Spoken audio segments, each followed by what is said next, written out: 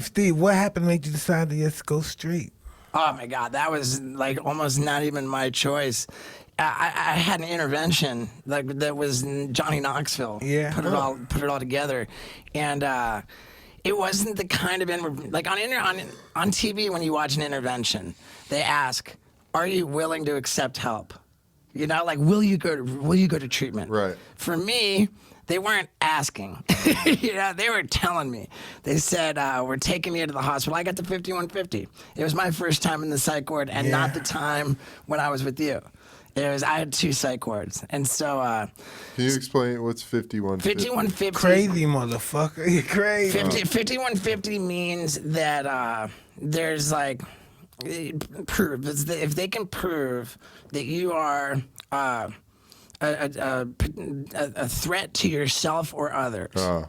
Which means if you say anything to the effect of Right. I want to kill myself, or if you say even just I want to harm myself, Or someone else. or if you're caught cutting yourself or anything like Right, that, right. or if you threaten someone, if you pose a threat to yourself or others, then under the law in California it's called 5150.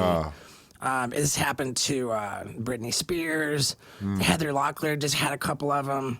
There's a lot of celebrities on the 5150 club. Yeah. In Florida, I know it's called the Baker Act, but what it means is that they can just involuntary, against your will, they lock you up in a psychiatric ward for 3 days. Oh, wow. And they can determine if they want to keep you. Like in my case, when Knoxville and the Jackass guys brought me to the hospital, like I was spitting on people. I was like trying to fucking throw temper tantrums. Like that, like right when I realized that I wasn't gonna talk my way out of it, and that I was like getting like that, then I'm like, I want to smoke a cigarette. No, and I'm just going raging. And I remember I grabbed a chair, I tried to throw it, and at that point, like these orderlies appeared like out of nowhere, and they just grabbed me and slammed me down on this like stretcher deal, and then they jabbed a needle in my butt cheek, and immediately I took a nap.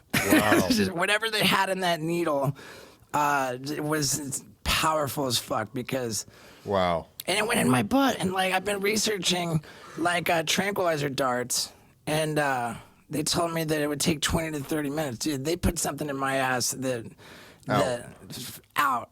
And then I woke up in the part of the hospital where the doors don't open no matter what, and plus on top of that they had there was this was at Cedars-Sinai Hospital in LA, and they got the east and the west wing. Like I think if you're on the east wing, you're sort of standard issue, like run of the mill, harmful to yourself or others. But if you're on the west wing, you're like in the something else category, like the extra, like high security or whatever. And so they had me on the west wing, and because of my behavior, they changed me to 5250, which is not just 3 days, it's 2 weeks. Oh, wow. And That's so why I had the 2 week joint. Yeah. You had that too, Mike? Yeah. Yeah, I had the 2 weeks, man. Plus that shit runs expensive too. Yo, man, I spent I spent 1.6 million for rehab. Wow, Getting well and seeing doctors. I think my my treatment, my rehab, I think came to about $300,000. And listen, know what? I'm thinking to this day, what was going on with me back then? I was so fucking nuts. Yeah. I would never dare do that now. Before I was just fucking nuts. Yeah. Yeah. That's right. And now, so I mean, and thank God they changed me to the 2 weeks, because if I was only in there for 3 days, I would have. Wouldn't have done anything. I would have gone straight to the drug dealer if I walked out of there, because I think it was like day 4. What, both you guys, like what drugs were you using at those times in your lives? Cocaine, marijuana, a lot of alcohol too. A lot of alcohol? Man, Yeah. the time, I mean, I'm sure everyone's heard this story, but in 2005, this is the first time I met Mike. We were at some kind of nightclub, and I was just so stoked. I was like, fucking Mike Tyson, Yeah, no way, fuck it's yeah, so dude. rad. And everyone was going from the nightclub to this house party.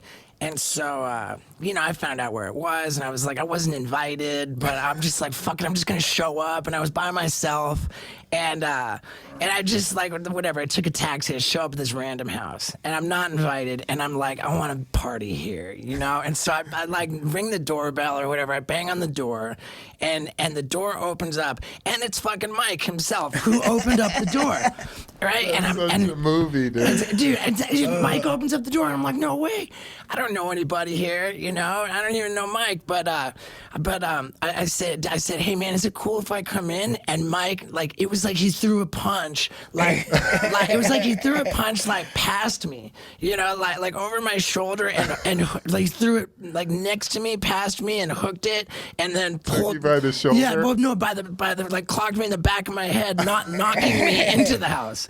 He's like, get in here, I love it. Yeah, dude. it was like this ghost punch, and he hooked it around and pulled me in the house, and we're in the house like not even a second, and he says, you got any coke? And I said, fuck yeah, I do. I said, fuck yeah, I do. Not only do I have coke, I have a bunch. And I was not kidding, man. Shit. I had like both pockets, right? I'd like, for anyone, an 8-ball is like a fairly substantial amount of Yeah, it's cocaine. a lot. That's 3.5 grams. In my left pocket, I recall having an 8-ball that had not even been touched. And in my right pocket, I had like an 8-ball that had been like halfway through. So at the end of the day, it was roughly, I don't think I'm exaggerating a lot. I think I had about 5 grams of cocaine. All right. And so I'm like, yeah, I got a bunch. So Mike and I, we go in this bathroom in the house, right? We just fucking lock ourselves in this bathroom, and we were in there for like easy Whose 3 house hours. was it? Friend of mine. Oh. Yeah, we were in there for like fucking 3 hours, just Talking on and on. I'll never forget when and here was the craziest thing is that, like, I was a cigarette smoker at the time. I smoked Newports. Mike asked me for a cigarette in this bathroom, like right when we first go in there. Oh, let me get a cigarette, right? I couldn't believe this. He takes the cigarette in his like a Newport cigarette. He rolls it between his fingers. You got to explain this to me, Mike, because I still don't understand it. He rolls it in his fingers back and forth so that the tobacco falls out on the bathroom counter. Right, like, and he keeps doing it, rolls it back and forth. So he gets done with it. Now, like, there's the brown filter on the end, and the cigarette paper is empty. It's just like a cylinder, like an empty tube of cigarette paper. So then he turns it right side up. We've got a whole pile of powder cocaine on the bathroom counter, and crush it all up, real fine powder. And Mike's like scooping it in with like a driver's license or credit card. I don't know. He's just scooping it in and pouring the powder into the tube, the cylinder of cigarette paper, right? No tobacco mixed in. It's just, he's just dumping in just pure cocaine, nothing but cocaine to fill this cigarette. And I'm looking at it, I'm so fascinated. I'm looking at it, I'm thinking, that just can't work. I mean, just logistically, like, that can't fucking work that way. Like, the cocaine, the cigarette paper has to burn way faster than the cocaine, right? Like, you can't just have solid cocaine with like cigarette paper wrapped around it and expect it to smoke. And I'm watching them do this, and I'm just thinking, like, this is the most fascinating, like, fucking drug addict science fair experiment. And That's what it was. And sure enough, he got it to work. I mean, did you pull the filter out? Yeah, pull the filter out. Pull the filter out, and he's just like cradling it, and like he smoked it. Now I was like a little bit weirded out by the idea of smoking coke, so I was just snorting it. Mike finishes his cigarette contraption, and then like he gets done with it, and he makes another. And I'm so fascinated, right? I just keep giving him. I don't care. I just let Mike have it. I'm like, dude, I was so fascinated. The experience was so incredible, and like, mind you, smoking all this cocaine, we're locked in like a small bathroom. Like, it is so dense, the smoke in the air. Like, no crack house could possibly be that fucked up of like air quality as far as just being being in a cloud of fucking cocaine smoke, and we're having this great conversation, and Mike's smoking this coke smoke after coke smoke, and like for probably like 3 hours, and then Holy all of it was gone. shit. We went through all of it, all of it, and then at the You're some junkies, man. and then when we were done with like 5 fucking grams of cocaine, like 3 hours later, like and now because there's no more cocaine, it's time for Steve-O to go. All right, Steve-O, we'll see you later, man. Thanks for coming. Yeah, but before I left, Mike said to me, he goes, you know, Steve-O, everybody's got you wrong.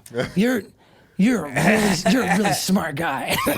I'm thinking to myself, like, wow, like just this whole situation, just like, He has wow. burnt my brain out, right? He has burnt my wow. brain And out. I'm thinking to myself, Mike Tyson just told me that I'm smart. Like what a Amazing. what a high honor. Amazing. Because at the end of the day, I think we're both like a lot fucking smarter than anybody would ever imagine. I think that's fair to say.